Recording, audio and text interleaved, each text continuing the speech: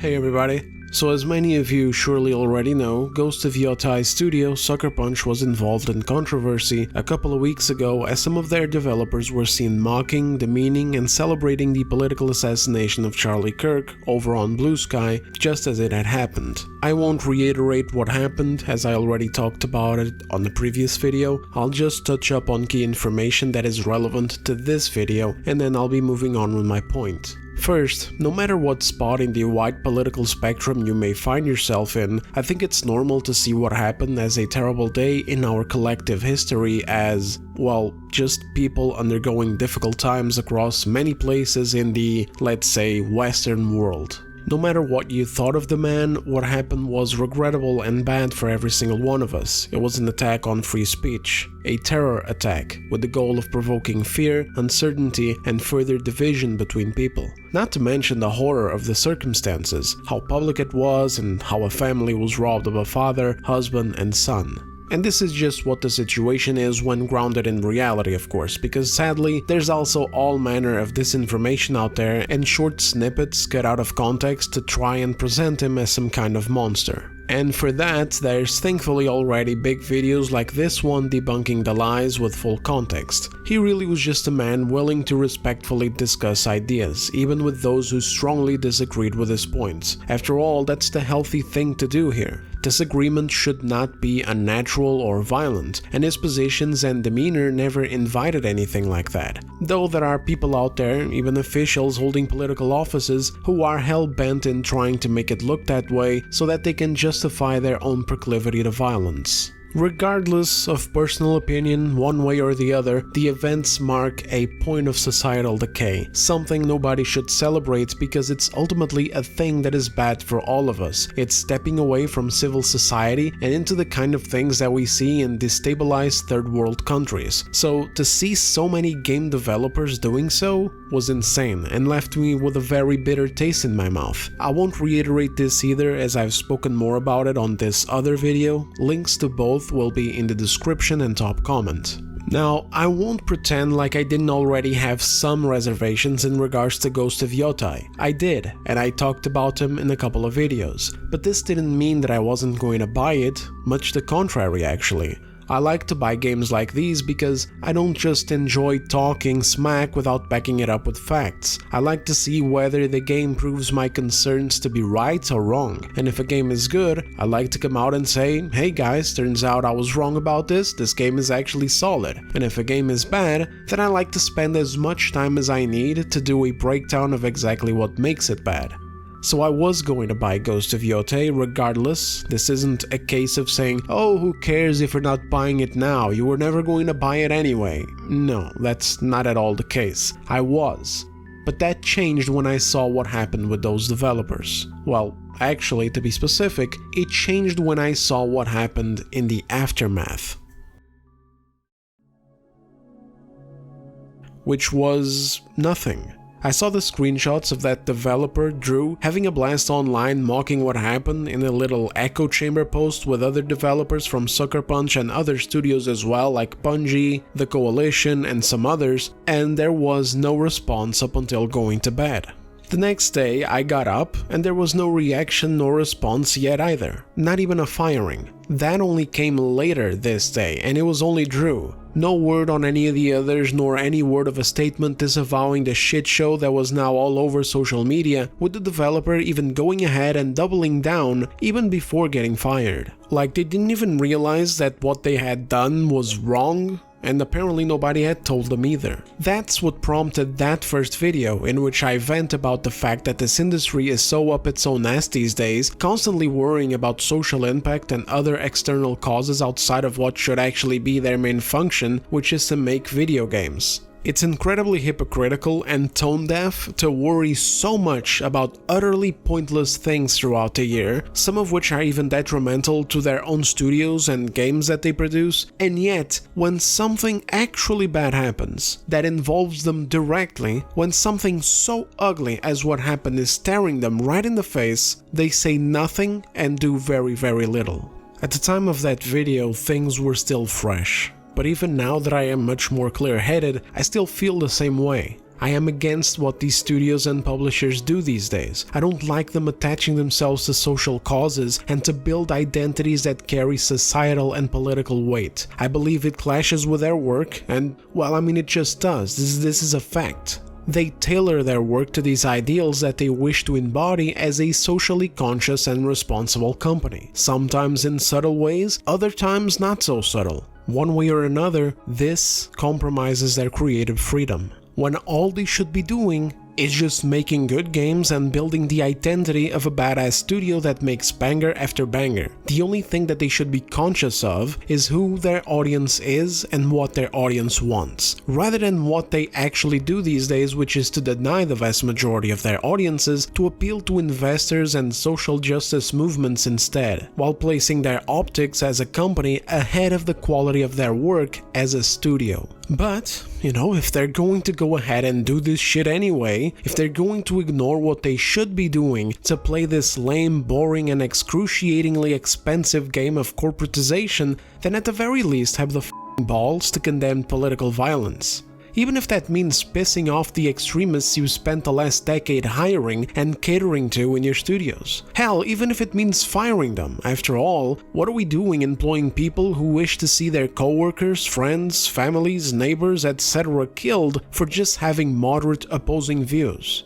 But anyway, that's where we left the matter off the last time I talked about this. Since then, days and days went by with no word from Sucker Punch. All they kept doing was spamming trailers for the game while trying to pretend as if what happened didn't just happen. Potentially also paying signal boosting shill accounts on X to do the same, as it was interesting to see them post in tandem back to back. The only other thing that happened was the developer who got fired going online to triple down and say how worth it was because blah blah blah blah blah fascism. Basically, more brain rot from a retard cooked by misinformation, who never bothered to check a full quote or a full video to actually realize that even if she was 100% against his views were still just moderate views that invited debate, not bullets. Fast forward just over a week and finally a statement comes to light about the situation by one of the co-founders of Sucker Punch. The context here is that this was during an interview that was conducted way earlier, shortly after firing the developer, but the interview took a few days to release and so that is the reason for the delay. Personally, I don't buy it as an excuse at all. He could have taken that excerpt and posted it immediately or just made a statement on his own. It was that important. But the thing is that it's not really important for the studio, nor for the co-founder, and that's visible in the statement itself, which I will read now. The facts are accurate. Drew is no longer an employee here. I think we're aligned as a studio that celebrating or making light of someone's murder is a deal breaker for us. Oh, great, he thinks that it's a deal breaker for them. Isn't that good, guys? He thinks. Oh, brother. We condemn that. Kind of. In no uncertain terms. What? That's sort of our studio and kind of where we are. Brother, seriously? I don't know what's worse, this statement or no statement at all. I think silence over the matter would have been better than this, honestly. Like, oh, you think? You think this is a bad thing? You think this was bad? Like, what is this? Oh, I think that we kind of condemn that, I think. What do you guys think over here, fellow developers?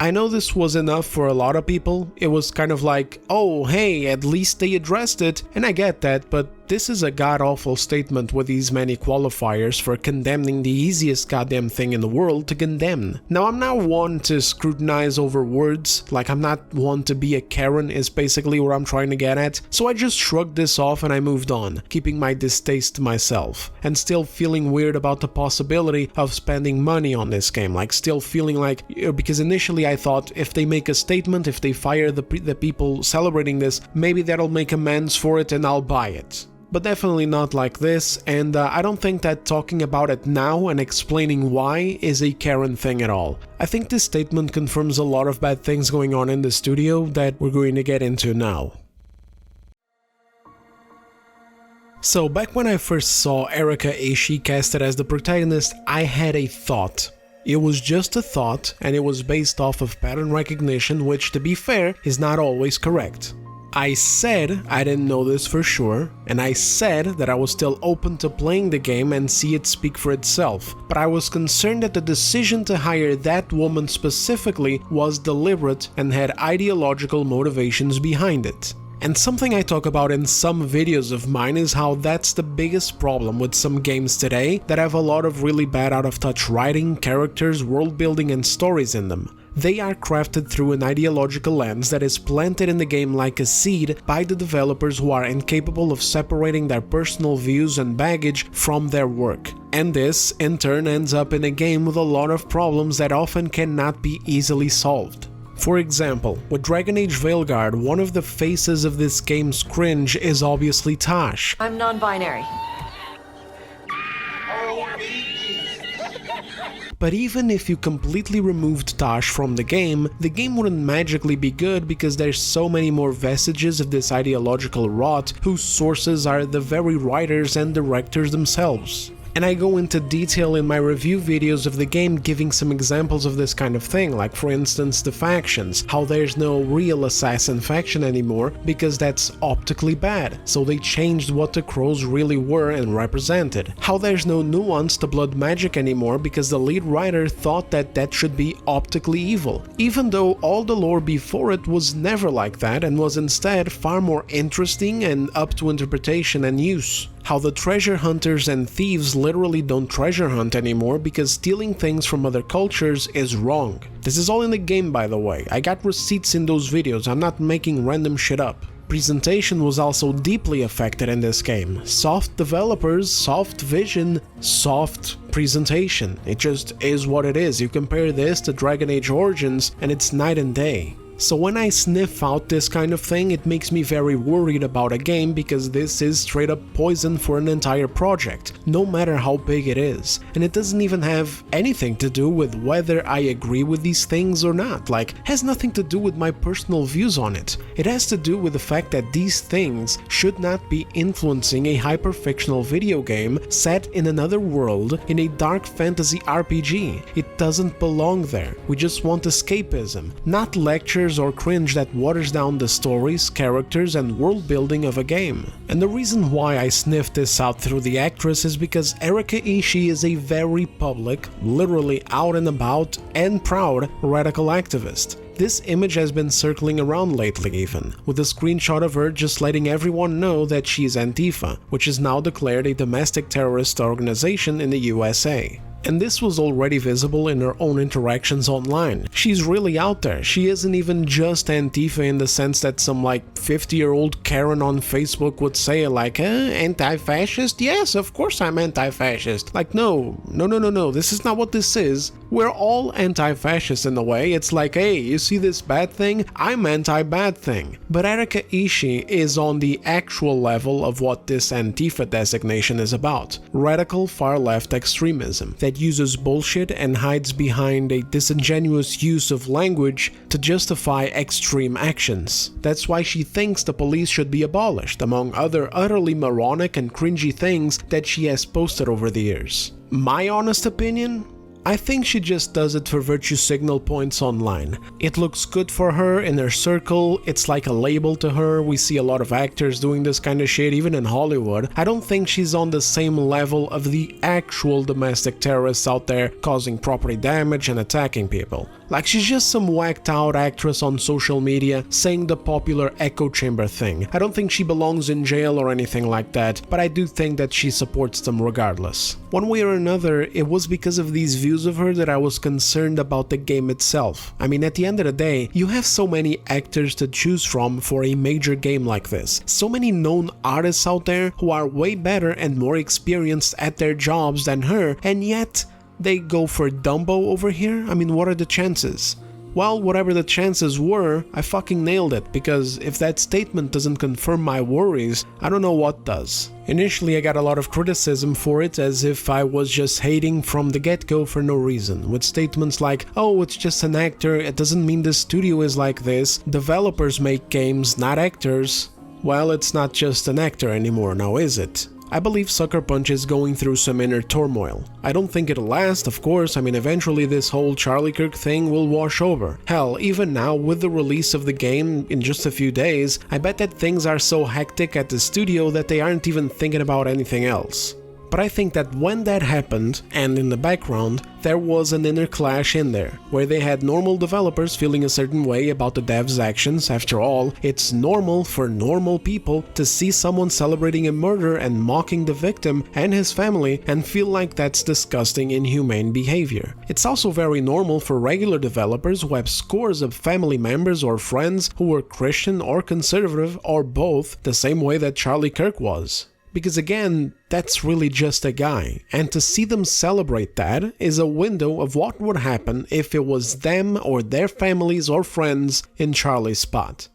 Again, it's an ugly thing. But then there were the other devs in the studio, the abnormal ones, the ones who were partying about what had just happened and having a blast with that post. Hell, probably outside of the post too, like who knows, it was probably the talk of the town at the cafeteria or over at their desks. And of course these people were also against the firing of that one developer and strictly against any kind of disciplinary action whatsoever towards what happened, against even thinking about it, because they fully justified it in their minds. I mean, Jesus, you guys surely saw all the TikToks celebrating what happened by the unhinged, and then the TikToks by the semi-unhinged who didn't have the stones to celebrate it quite so openly, but made TikToks justifying what had just happened, saying that it was deserved, or saying that he didn't deserve the compassion, or sharing clips out of context to call him something that he was not, or some other form of copium to cover up for their own inhumanity. Hell, they find it so justifiable that when Sucker Punch fired the developer, they started getting boycotted by the other side of this, with some of these folks going on Blue Sky and making calls to boycott Ghost of Yotei because of having fired an unhinged moron. They saw it as a decision to cater to bigots or whatever. That's how far gone these people are. They think there's only two modes of existence. You either inhumanely celebrate murder and the decay of society, and you mock the victims, thereby being a good guy, or you don't do that and you're the bad guy. I think this is why this statement is so uneasy and awkward. I think we're aligned as a studio about this. We condemn that, kind of, in no uncertain terms. That's sort of our studio and kind of where we are. Because they literally don't know where they are. Internally, they're split because they probably hired a lot of these unstable people into their studio, you know, to put it as nicely as I can here. And externally, they're spineless. They don't know who they want to pander to. They've spent so long pandering to one crowd that their own narrative has gone off the rails, and now if they want to keep pandering to the same crowd, they literally have to celebrate murder or enable it. And if they try to just be neutral, these same people will label them as if they're pandering to the other side, which they have been rejecting for so long that it's almost like it became a force of habit by now. This is what I see when I look at the situation. This is the only way that I can explain what just happened. And so that's why I still feel a certain way about it. I genuinely mean it when I say that I don't usually feel this way. Like, I got a subscription and I played Avowed to judge it for myself despite Matt Hansen's crash out in December and Obsidian's terrible response of banning people asking questions. I bought Shadows and gave it a fair shot, reviewing the game based on the content and leaving out all culture war talk, making my points in a 2-hour-long marathon, despite knowing very well what I was potentially walking into, and despite all of the blunders that Ubisoft itself got into. I got a used copy of Veilguard a few days after launch and poured over 100 hours to give it a full assessment with, as usual, receipts. And also, of course, I bought other games that I enjoyed and made videos for as well. By the way, stay tuned for Dying Light the Beast's video coming soon. I even bought Borderlands 4 despite roasting Randy Pitchford twice, and guess what, by the end I ended up admitting that I was wrong about my initial predictions, and my main complaint was the performance. Well, that and whether you find a looter shooter to be worth $70 as is, where the gameplay is fun in the moment but the rest is so devoid of anything marking that it kinda left me feeling empty. The point is that I like playing the games that I talk about, not just for a few hours either. This is just what I do, and I don't really take any special issue with it. Later this year, I'm very likely going to get The Outer Worlds 2 and play it as well to see whether or not Obsidian is truly lost. I don't tend to boycott games, even ones where I'm pretty sure are worked on by activists, because I realize that I can dive into them, break them down, and make a video that will not only entertain my audience, but also show people the problems in these games, document how bad things can get when activists get their hands on beloved franchises, whenever possible, in detail. You know, like show my audience and any potential new viewers actually viable reasons not to support these games that go deeper than just, oh guys, it's woke and gay, don't get it. Before YouTube, I technically didn't boycott games either. I just didn't buy stuff that I wasn't interested in. Like, the thing about a boycott when it comes to its meaning is when you're not buying something you have an interest in because you're protesting something terrible the company is doing, not when you're just skipping on a game that looks like shit.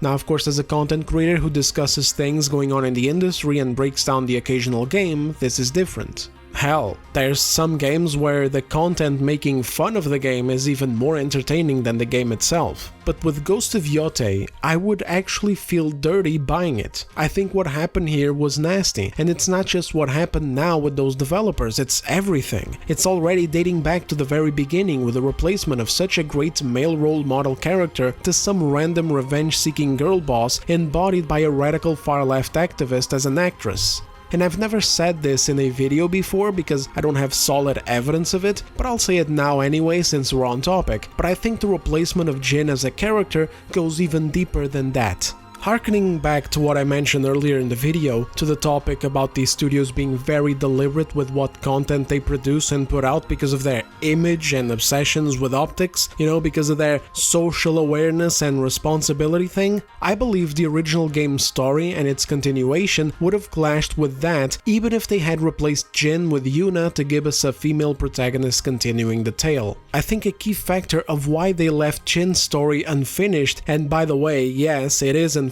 I have a video backing that up too, even though it wasn't really necessary, like anyone who played through the actual ending would know that. First of all, the true birth of the Ghost of Tsushima as a character was at the end of the second act, when he gets arrested to be delivered to the Shogun. Second act out of 3, so actually well after the halfway point of the game. And by the end, Jin is made an outlaw and is now living in a rickety old temple, with both him and Yuna expressing to have unfinished business. This was hands down a setup for the sequel, not the DLC. The DLC was separate and happens before the ending of the game. Also, a quick Google search will show that there's a much bigger second invasion of the mainland by the Mongols, carrying that theme on and presenting plenty of new opportunities for developing Jin's story in complicated ways through his outlaw status. So I think a key factor of why they had to leave Jin's story behind is because of how that looks in the current socio-political climate of the West, especially via the overly politicized lens that these activists in the games industry use for fucking everything. Again, I wish they didn't, but they do. That's why lists like these exist in major studios like these, so that developers watch out for sensitive areas, forbidden words, problematic stereotypes and themes, etc. You know, stuff to avoid, and conversely, stuff to push for what they call positive social impact. The stories and characters that they create now matter far more beyond a fictional point. They're no longer just a little creative tool. They are meant to represent people such as minority groups, plus values and ideals that are currently relevant in real life. And so, I bet that they looked at the original game's story and they saw a problem, because Jin's story is a story of nationalism, for lack of a better word. It's a story of a man riling up his dwindling people to drive out the invaders who are butchering their men, kidnapping their women, destroying their temples, their culture, and taking their land.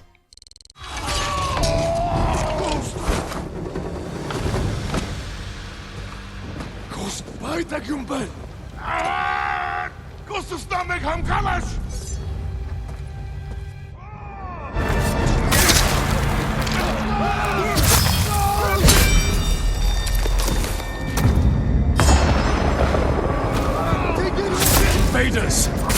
Look at your general! Run! This will be your fate! People of Yarikawa! Hunt every Mongol to the last man! Spare no one! For Yarikawa! Yarikawa! Push them back! Cut them down!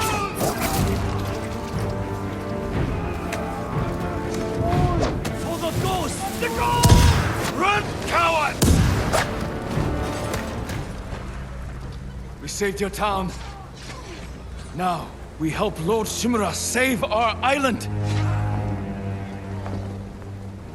We are not soldiers!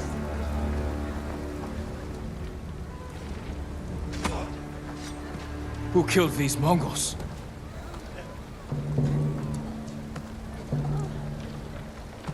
Who stood against the siege?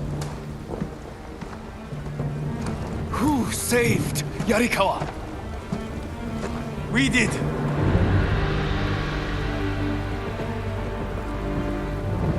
You can't just stay here and wait for the Mongols to try again! You say you are not soldiers.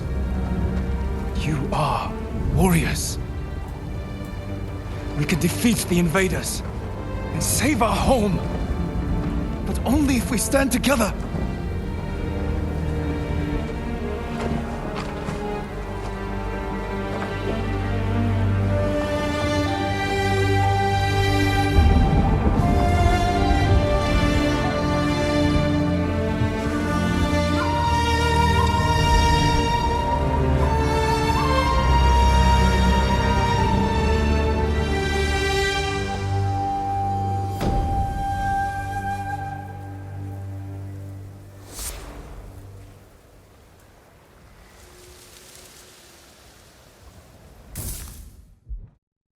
And so this has obviously been an extremely heavy topic over the past few years. I look around at my country and I see us having immigration issues, our resources and public services are being stretched thin, crime rates are skyrocketing, the health service has been getting worse and worse with each passing year. I look at nearly every other country in Europe and I see this same struggle. We see protests on TV, we see the rhetoric escalating, we see people talking about these issues online and our leaders ignoring us. I've seen it in Germany and England for even longer. Hell, we look at England now and I mean, Jesus, it's just heartbreaking to see the state of the country and getting so dangerously restless over this same issue. And of course, needless to say, but America also has its own troubles of this kind, just of a slightly different nature with their southern border. And let's not forget that Japan is also seemingly going down the same road. So I believe that these executives and activists gathered up in some meeting room, they saw this issue with that narrative looming in the horizon and they stepped away from it because it would have looked really bad to the overly progressive optics that they like to set for their games, where even words like invaders and concepts like that of, driving people out are so sensitive today and can be considered inflammatory language and narratives. For them anyway. For me, it would just be a video game. It's ridiculous to mishmash all of these things together. Again, that's why we shouldn't do it. Games should just be games. But the difference between people like myself, which are just the regular audience who just want video games to be video games again, and activists in the games industry who very deliberately cater their games to a modern audience and very carefully choose words and narratives to drive forth what they call positive messages, is precisely that.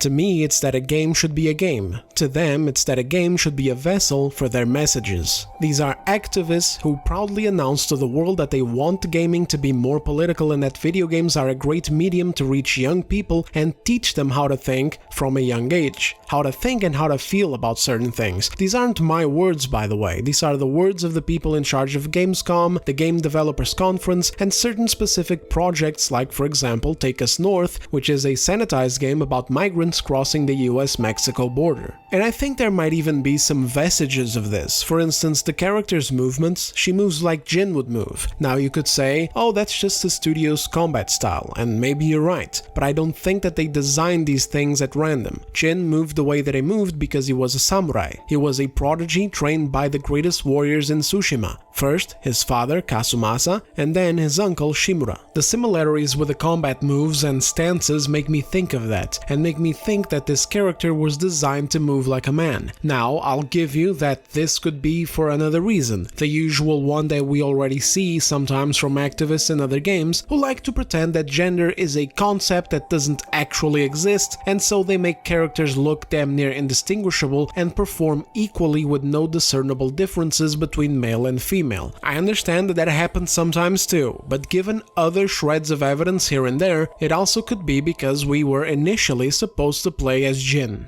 Also, the way that the game looks so similar makes me think that initially the 300-year gap wasn't really taken into account, unless reusing so many assets was a goal from the start to save money, which, to be fair, is smart, and I'm not really against it so long as it's done well. But most of all, it's all that context. It's the fact that Jin wasn't done. It's the fact that Atsu doesn't even fit. It's the fact that they filled themselves with activists in the studio, and even that rumor where apparently Sony didn't even know about the switch in protagonist. I find it a bit hard to believe that Sony didn't know about such a key detail, and it is just a rumor after all, but at the same time, anything is possible with this project at this point. Like, it wouldn't surprise me, is what I'm saying. Besides, it wouldn't really be the first time either. Look at Concord. Sony had no clue such a piece of shit was being made for so much money. If they did, maybe they would have sent someone down from HQ to get people in a better direction, and the game would have lasted more than just a couple of weeks. But hey, what happened happened. There's really no point in crying over spilled milk.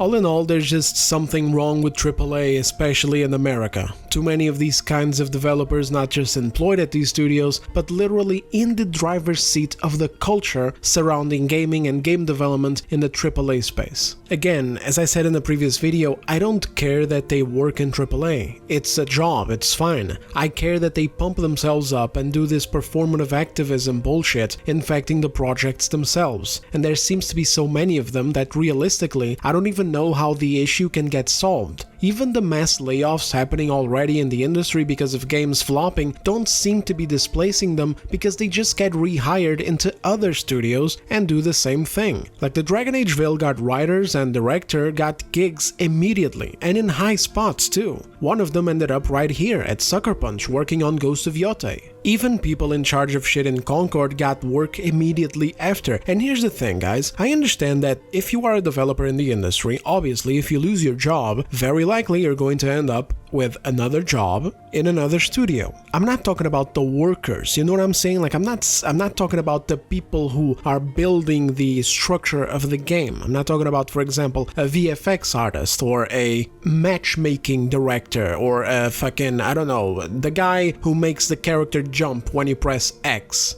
especially X.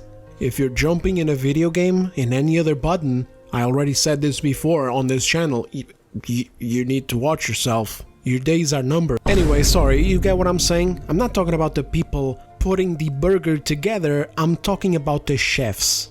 When one of the chefs of a restaurant chain that failed because the fucking products were shit gets to be a chef again in another restaurant chain that hires them immediately despite what just happened, something just isn't making sense. And so realistically, it doesn't even feel like something that can be dealt with, know what I mean? Like, for example, take that moron over a decade ago who was basically driving Xbox into the ground by pushing Kinect and DRM on everyone and focusing so much of the company on it because he genuinely thought that Kinect was the future, or it was financially beneficial for him to push it as hard as possible for his own interests, whatever the case may be. Xbox had a problem, they got rid of the problem, aka they got rid of the guy, replaced him with another one, and slowly got to work on rebuilding their brand. And then things got better, at least for a while. Now things are kinda getting worse again. But that's a whole other matter.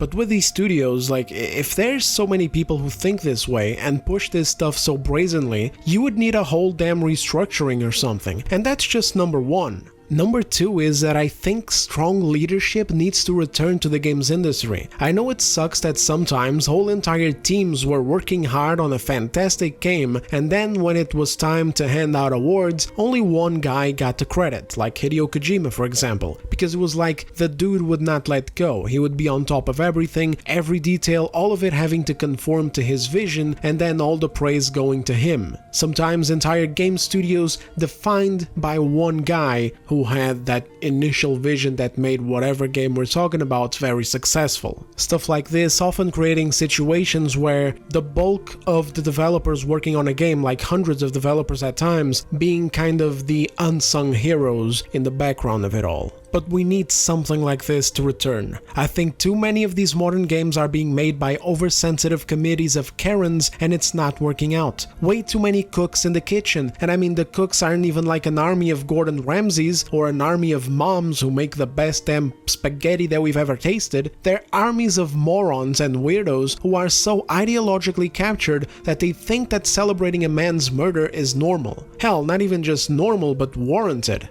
And to separate this entirely from the Charlie Kirk situation, too many people who are just not gamers. They're not gamers, they don't even like the fucking projects that they're working on, and they're having a say on what should be in the game so that it can appeal to more morons like themselves, who are also people who are not interested in the goddamn franchises to begin with. So in other words, rejecting their own fan bases to cater to one that does not exist. We need to have strong leadership back, and these retarded programs that say that every voice matters to go away. Like, I'm sorry, I'm sorry, but I just gotta say it. Video game development is not a democracy. If you're just a green-haired yahoo working on some textures or UI, your opinion doesn't matter as to the direction of the story, world building, characters, the feel of the combat, the atmosphere of the game, the general appeal to the customers, etc. And this includes community management too. Way too many of these people in charge of community management because they can't do anything else of worth. Yet these bosses in these studios and companies are forgetting just how important it is to keep your communities happy too. And just how much damage to your game and brand a retard having a bad day on your own company's account can do, or just someone who is generally immature and won't be able to handle your own customers asking uncomfortable questions or saying words that they don't like on a subreddit or a discourse or anything else, like what happened with Helldivers 2 this year. Way too many of these kinds of community managers feeling entitled to the games that they're working for. Feeling like it's up to them who gets to enjoy their medium and who gets to participate in the community and who doesn't, based on ridiculous differences of opinion. And all of those departments to do with political correctness and sensitivity bullshit, out. All of them. They provide nothing, they cost the company money, their ideas are the opposite of what gamers want in their games, and their egos are getting so overinflated that what they push for gets more and more obnoxious every damn year. And you know what else gets worse every year? Their claims to power, making them harder and harder to remove from your studios up to the point where you're riding or dying with them on board, all the way down to bankruptcy. Just is what it is, and in conclusion, I think the firing took a bunch of time because they were torn about it. I think the uncertain language in the statement that they put out corroborates that. I think how long the damn statement took corroborates it too. I think it's even mostly fake, like something the studio leadership think that they need to do to look normal to the wider gaming community, what was appropriate for them to do at a professional level in the industry rather than a genuine statement that they felt like putting out. I think they had to muzzle their own developers. I think they told them not to comment on anything else related to the matter to make sure that no more controversy would be ramped up from it. And all in all, I just don't care. There's way too many good games to play anyway. Hell, too many. My bucket list is massive. There's been so many solid games coming out lately that are just being forgotten because there's no time to shine. It's just game after game after game this year. The past few weeks alone have been insane. Gears of War, Lost Soul aside, Metal Gear Solid 3 Remake, Hell Is Us, Chronos New Dawn, Borderlands 4, Silksong, Dying Light the Beast, Silent Hill F, like, damn brother, slow down. Way too many prominent titles in such a little window of time. And out there, there's just really good and far more deserving ones too. Like, I don't want to go off into a tangent in this video, I'd rather explore the topic in a separate one, but every single one of my favorite titles this year was from smaller studios. It's not that it's not AAA, for example, Dying Light the Beast is technically a AAA game, but it's not AAA mentality. Instead, it's a game from a Polish studio that listened to the complaints of their fans and just delivered a fantastic title. Same with Kingdom Come Deliverance 2, despite the controversies it had at launch. AAA quality, but just a studio over in Czech Republic making a game with not even that much money. In comparison to the other ones, of course. Expedition 33 is another example, AAA quality, but just around 30 people in a brand new studio.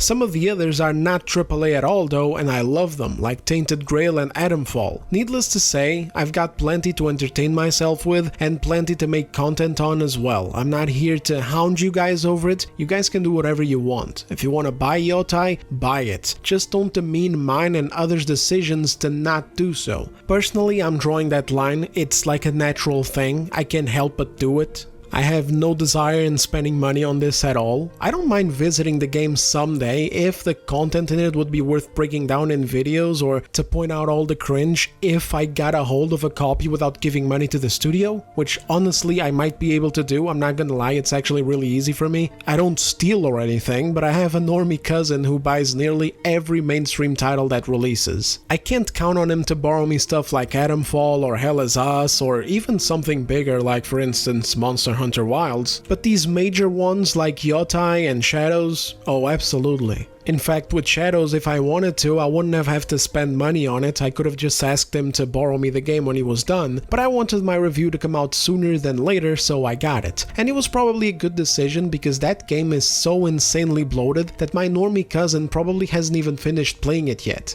So I don't know, maybe in the future I could get him to borrow me the game, I already know that he's going to buy it. He doesn't watch my videos and he makes a bunch of money a month, and that's basically the fucking problem. Too much money, not enough information from his cousin. Come in! Make yourself at home, what's mine is yours! Got him! Little bastard, if he paid some rent, I wouldn't care. Where's luxury condo? Where's sports car? Where's Barbara with big titties and Stephanie who sucks like a vacuum? What are you talking about? All I hear about is Mr. Big, Mr. Roman, living the American dream. Sports cars, condos, women, money, the beach, opportunity. I come here, and the only thing big about your life is the cockroaches. That's right. I got the best cockroaches, I got the best pets.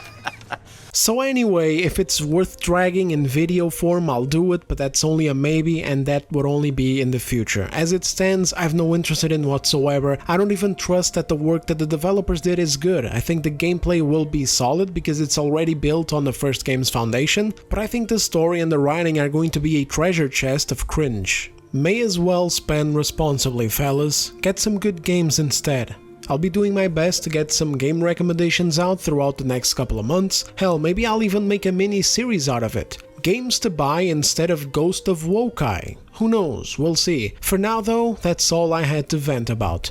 Thanks for watching guys, if you enjoyed the video a like goes a long way to help the video spread, subscribe if you're a new guy, and please let me know in the comments what you think about the whole protagonist and story replacement thing. Am I being way too schizo or is there something to it? Besides that, I really appreciate all the support lately, been loving your comments, so many familiar faces in the comment section coming back for new uploads. I've been at this for a year now and, well, looking back at those first uploads in September, it's pretty crazy. I didn't know if it was going to last this long, so seriously, thank you all so much. Take care of yourselves, and I will see you guys on the next video.